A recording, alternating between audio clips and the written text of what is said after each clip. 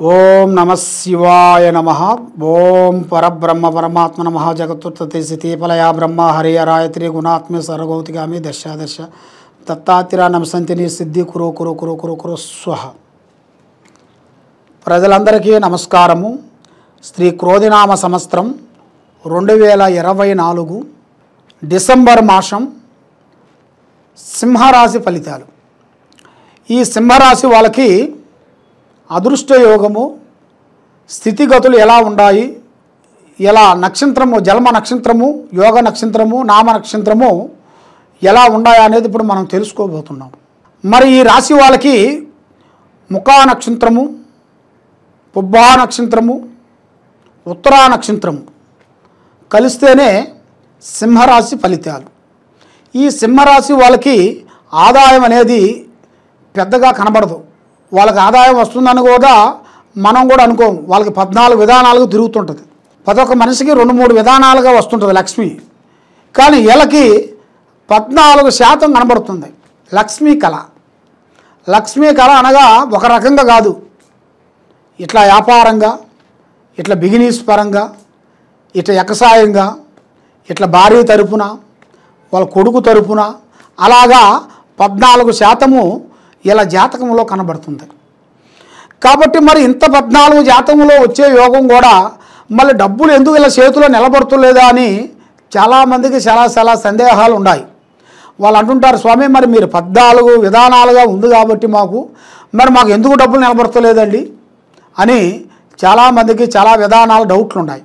మీ జాతక యోగంలో చూసుకుంటే మీకు శనిలో నుంచి కుజుల్లో నుంచి శని చేరాడు. కుజుల్లో నుంచి శని చేరిన దాని వలన నువ్వు ఎంత సంపాదించినా కూడా అప్పుడప్పుడుకి మాయమైపోతుంటాయి, ఖర్చు అయిపోతుంటాయి. నువ్వు రోజుకి ఒక 1000 రూపాయలు సంపాదించావు అనుకోండి, నీకు ఇంకో 1100 ఖర్చు అయిపోతుంటాయి. అంటే నీ జోబులోంచి ఒక 100 రూపాయలు ఖర్చు అయిపోతుంటాయి. ఆ విధంగా మీ మీద ఉండాల్సిన శని ప్రభావము, మీరు చేయాల్సిన పూజా విధానం ఏంటంటే ఆ శని భగవానుడికి పూజా విధానం అనేది మీరు కరెక్ట్గా చేయాలి. శని భగవానుడికి అనగా మీరు మేనుగా శని అనకూడదు, శని భగవాను అని అనాలి. ఎందువల్ల అంటే ఆ శనీశ్వరుడు చాలా గొప్పవాడు. ఆయన మీ దగ్గరికి వచ్చారు అంటే సామాన్యంగా పోడు. అలాంటి శనేశ్వరుడు. ఆ శనేశ్వరుడికి మీరు చేయాల్సింది 9 నవగ్రహాలు అంటారు.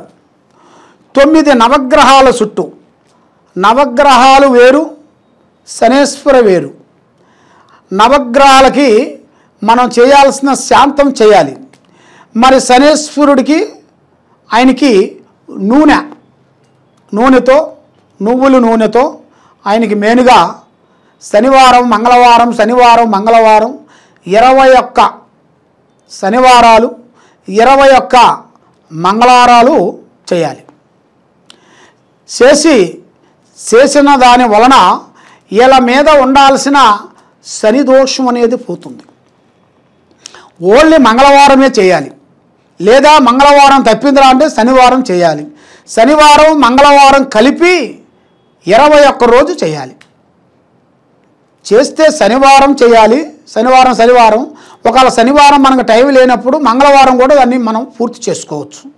అదేవిధంగా 21 రోజు చేసిన వెడల మీ మీద ఉండాల్సిన శని ప్రభావం అనేది దిగుముఖం అవుతుంది. కాబట్టి ఇది మీరు కంపల్సరీ మీరు చేసినట్టుకైతే మీలో ఉండాల్సిన శని భగవాన్ అనేది శాంతపడతాడు, మీకు అభివృద్ధి అనేది అవుతుంది. మెయిన్గా మరి ఈ రాశి వాళ్ళకి ఎక్కువగా స్పీడ్ ఎక్కువగా ఉంటుంది. అంటే తొందరపాటు, ఏదైనా కూడా ఎక్కువ లెక్క చేయరు. సీఎం వచ్చినా పిఎం వచ్చినా కూడా ఎక్కువగా స్పీడ్గా మాట్లాడుతుంటారు. ఎవరు వచ్చినా కూడా ఓపెన్గా మాట్లాడుతుంటారు. ఒకటి నటించే తెలియదలకి ఏదైనా ముఖం ఫేస్ టు ఫేస్ ఓపెన్గా మాట్లాడతాడు. ఉందంటాడు, లేకపోతే లేదంటారు. ఏదైనా యథార్థంగా మాట్లాడతాడు. కొబ్బరికాయ పగలగొట్టినట్టుగా ఓపెన్గా చెప్పేస్తుంటారు ఏ విషయమైనా కానీ. మరి ఇలా జాతకంలో స్త్రీ వల్ల మంచి అభివృద్ధి వచ్చే మార్గం కనబడుతుంది. స్త్రీ వల్ల ఇలా జాతకం మార్పులు వస్తాయి. చేంజెస్, మార్పులు, పెద్ద పెద్ద కార్యక్రమాలు కొన్ని అభివృద్ధిగా రావాల్సినవి ఇలా జాతక విధానాల్లో కొన్ని కనబడుతున్నాయి. స్త్రీ వల్ల ఇలా జాతకం కూడా కొంచెం మారే యోగం కనబడుతుంది. ముఖ్యంగా ఇలా వ్యాపారంలో, బిజినెస్లో, ఉద్యోగ విశేషాల్లో కొన్ని మార్పులు, చేంజెస్లు కొన్ని కనబడుతున్నాయి. అంటే వీళ్ళు చేసే బిజినెస్లలో ఇంకా ప్రమోషన్ మార్పులు లాంటివి కొన్ని రాబోతున్నాయి. గవర్నమెంట్ డిపార్ట్మెంట్లో కూడా కొన్ని ప్రమోషన్ లాంటివి ఇలా జాతకంలో అతి వేగంగా వచ్చే యోగం కనబడుతుంది. కాబట్టి ఎన్నో రోజుల నుంచి రావాల్సినవి కూడా మధ్యలో కొన్ని ఆగిపోయి ఉన్నాయి.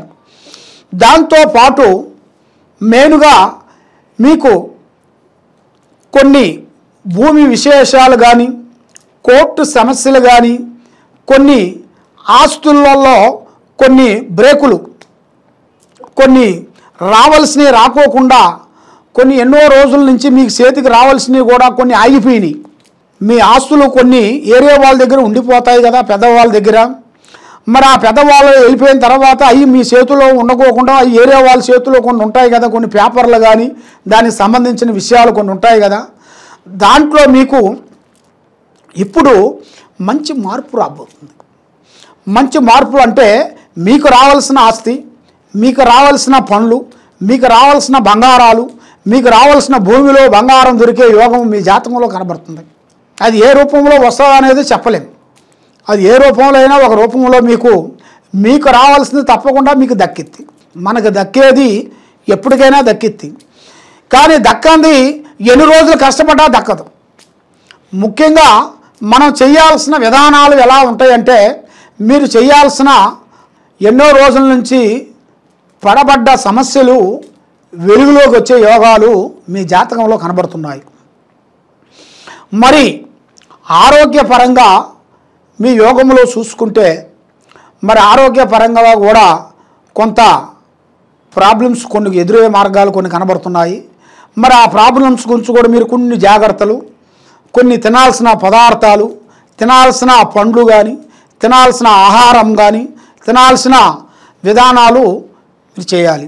మీరు ఎక్కువగా ఆహారంలో కూడా ఎక్కువగా మీరు తీసుకోవాల్సింది శాకాహారమే తీసుకోవాలి. మాంసాహారం వల్ల కొన్ని లేనిపోయిన ప్రాబ్లమ్స్ కొన్ని ఎదురయ్యే మార్గాలు మీకు కనబడుతున్నాయి. కాబట్టి మీరు తీసుకోవాల్సినవి కొన్ని జాగ్రత్తలు కొన్ని తీసుకునేట్టుగైతే మీకు అభివృద్ధి అయ్యే మార్గాలు కొన్ని ఉన్నాయి. మరి ఈ రాశి వాళ్ళకి మెయిన్గా వ్యవసాయ పరంగా ఎన్నో పంటలు పండిస్తుంటారు. ఎన్నో విధానాలుగా కొంతమంది కౌలుకి ఇస్తుంటారు, కొంతమంది చేస్తుంటారు వాళ్ళే.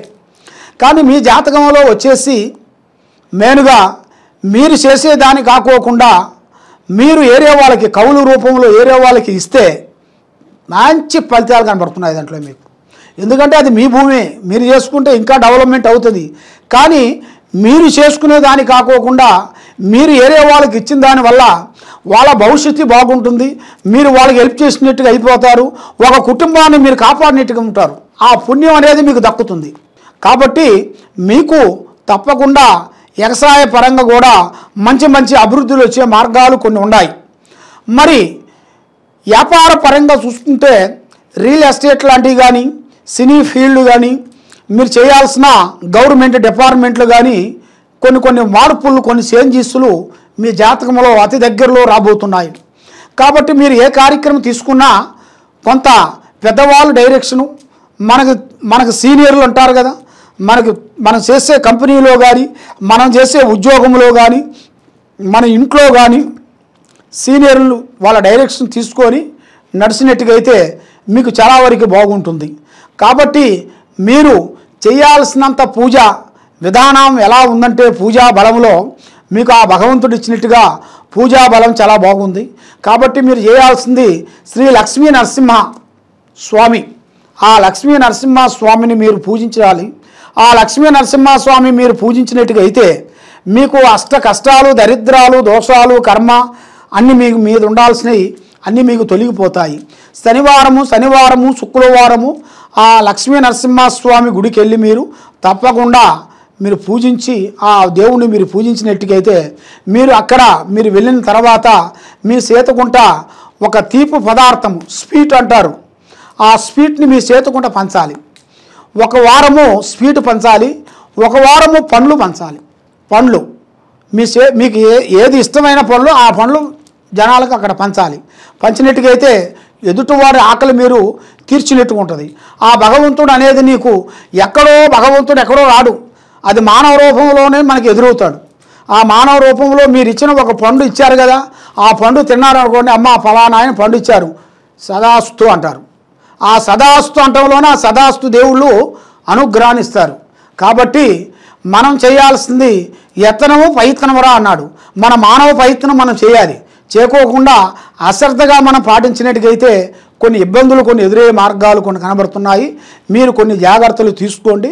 మీకు ఎలాంటి సమస్యలు ఉన్నా కూడా మీ ఇంట్లో కానీ, మీ కుటుంబంలో కానీ, మీ బంధువుల్లో కానీ, మీ స్నేహితుల్లో కానీ ఎలాంటి సమస్య అయినా కూడా, ఆరోగ్య సమస్య కానీ, గ్రహ సంబంధమైన సమస్య కానీ, ఏదన్నా చెడు ప్రయోగమైన సమస్య కానీ, నరదిష్టి ప్రయోగమైన కానీ, ఏదన్నా ఎవరన్నా మీ మీద ఏమన్నా చేతబడి చెడు ప్రయోగం ఏమన్నా చేసినా కూడా, మీకు ఎలాంటి సందేహం ఉన్నా కూడా తప్పకుండా ఈ కింద ఉండాల్సిన నెంబర్కి మమ్మల్ని సంప్రదించినట్టుకైతే మీకు అమ్మవారు పూజా బలాన్ని పెట్టి చూసి మీకు ఏ సమస్య ఉన్నా అనేది మేము చూసి చెప్పగలుగుతాము. సర్వే జనా సుఖినో భవంతు. ఓం నమః శివాయ నమః.